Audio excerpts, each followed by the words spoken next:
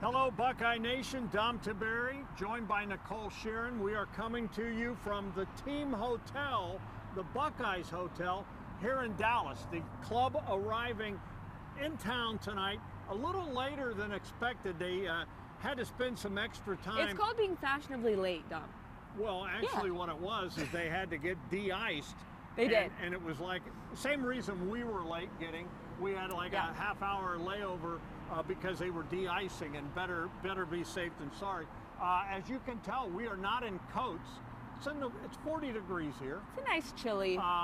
We're hearing that it may just be rain coming in. That's what we got everything. But we don't want that rain to freeze. That's what we don't want. But anyways, both teams are here. The Buckeyes getting into town around 7:30, 8:30 Columbus time, and business faces. Yep. There was no real fanfare. They came in. Matter of fact, Ryan Day focused, had the police escort take him in, and these guys are business. You know, we talked to 4 or 5 of the players, and we talked to the 2 coordinators, and Jim Knowles, in talking to him, said he is very confident that his team is going to play very, very good football on Friday. That, you know, and why not? You think about the way this defense, and you've heard me say it before, Nicole, and I'm going to say it again, ladies and gentlemen. I know what's coming. Defense wins championships. And it is a cliche because it's true. And this defense has been amazing ever since that first game with Oregon. Ever since that game, it's been lights out. And Jim Knowles told me he's having fun. Well, he said he worries and everything, but that's normal as a coach. He said he's like a dad or a parent, and he just loves seeing his kids celebrate and having fun on the field. But he is like turning it loose. He told me tonight that if he could, he would blitz every play. He would blitz every play if he could. But see, I love that, because look what happens when they blitz a whole lot. We saw it against Dylan Gabriel. I mean, I love that. I mean, against Dylan Gabriel, the Oregon game, ladies and gentlemen, I'll go back to the first meeting. They got beat by 1 point. They sacked him 0 times. In the last meeting, Ohio State sacked that kid 8 times. He's still having nightmares of J.T. Tuimoloau and Jack Sawyer and Tylee Williams.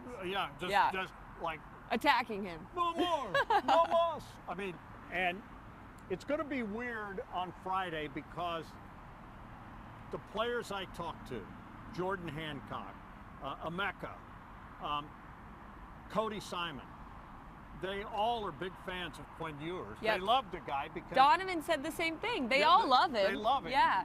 And now they're going to compete against this kid that was a Buckeye. Yep. And you know, you were at the team hotel for Texas when they came in, and by all accounts, Quinn's a great kid. I talked to him a little bit when he was here as a freshman, but he's really developed into a nice young man, I think. A nice player. Ryan Day said, you know, they feel good about it. But you were over there. How did he come across to you?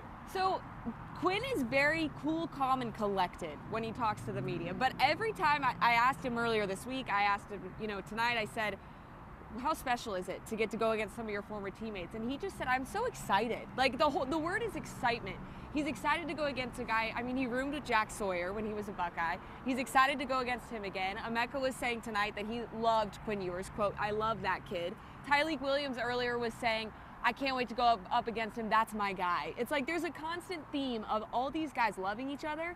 And Quinn just said, he said today, somebody asked him, do you regret going to Ohio State? And he said, never. He said, never.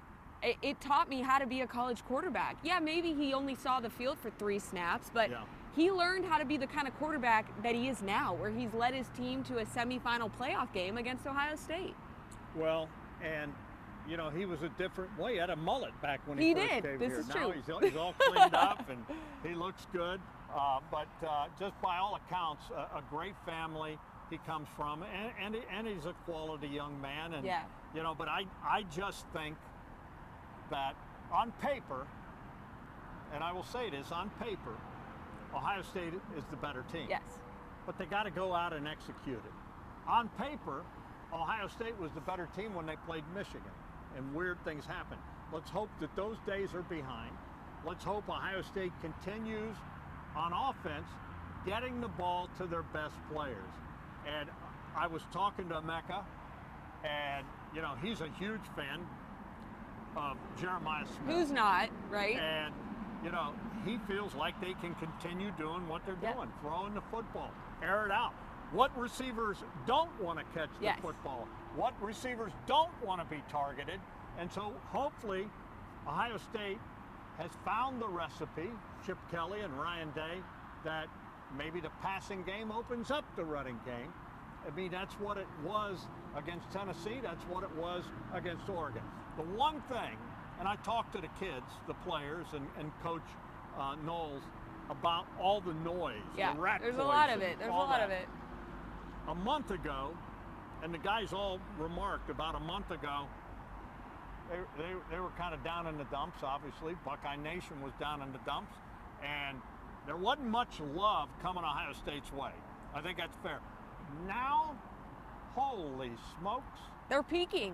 Everybody loves Ohio State, from the national pundits to Las Vegas to everybody. And I asked them, I said, you guys are the same guys, because Ryan Day said the other day, it's noise. It didn't matter then, and it doesn't matter now. We got to block it out. And I agree 100%. Woody Hayes used to say, Nicole, I'll give you a Woodyism.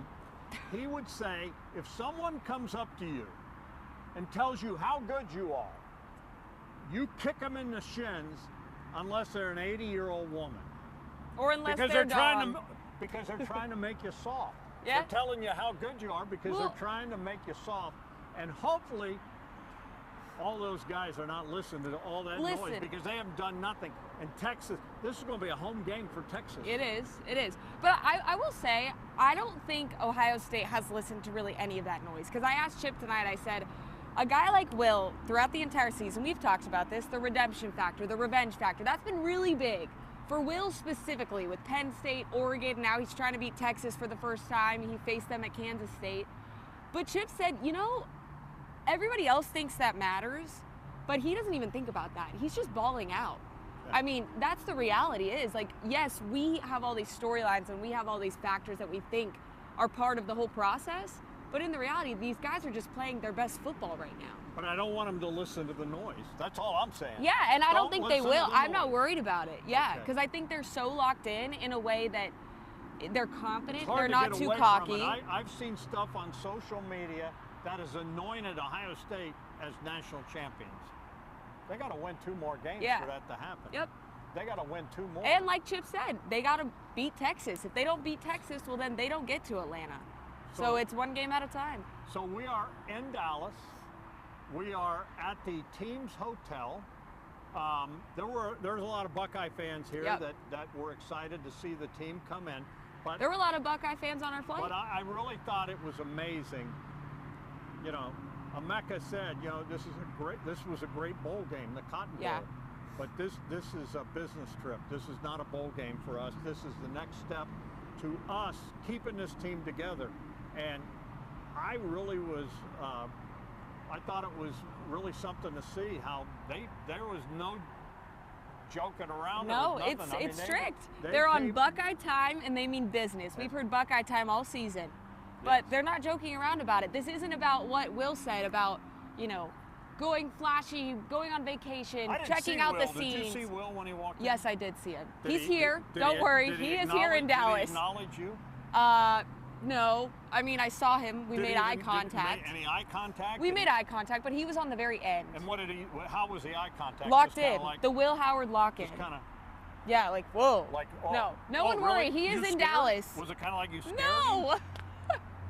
No, I did not scare Will, okay? You sure you didn't scare Will I Howard? swear, but what I'm trying to say is... Nicole scared Will Howard. What I am trying to say is before the Rose Bowl, Will said, we're not here to sightsee. We're not here to do any of that. It's the same thing here. No, that's exactly we're not right. Here for that. No, we're not here to eat. We're locked in. They're locked. We are here to eat in terms of win the game. We have been here all day and we haven't eaten one thing. I'm starving. Nothing. We're not here to eat. I'm starving. We're here to cover a football game and help the Buckeyes cross the victory line. But I want the Buckeyes to eat, if you know what I mean. Like, Feed the Buckeyes. eat against the Longhorns. Eat. You'll get it later. It's okay. Bevo, Yeah. the steer. Yes. How do you like your Did steer? you see that the Buckeyes had Oregon duck when they beat Oregon to eat? Literally, they ate They Oregon duck? duck. Okay. So maybe they'll eat Longhorn. I don't know that I... Or go to Longhorn Ducks Steakhouse. are kind of greasy, aren't they? Well, yeah. All right. Is there anything else we need to discuss? No. I mean, tomorrow we could tell them what's going on tomorrow. Tomorrow, we get to visit with Coach Ryan Day and Yes. Steve Sarkisian. That's gonna be out at the AT&T Stadium, so we'll be out there. There's also a Buckeye welcome party tomorrow night, and there's also some of our other guys are getting into town. Bobby Carpenter's coming in, and we're going to catch up with him. We may even make a trip to the good old stockyards if we can get over there with the weather. What time are we going? The stockyards, by the way, are in Fort Worth, and that's where they have a lot of these steers. Livestock, yes. Steers and rodeo stuff and lassos. And this young lady, as I told you earlier, brought 2 big suitcases. They're all cowboy boots. The whole suitcase is She full of brought a cowboy saddle. boots. She brought her I brought a saddle. horse. You brought a horse? Yeah. But that horse. Anywho, we may be at the stockyards tomorrow if we can get there. If the roads aren't crazy. All right. Well, anyways, ladies and gentlemen, thank you, Buckeye Nation. We love you. Nicole, Shearin, Tiberi. We will see you later.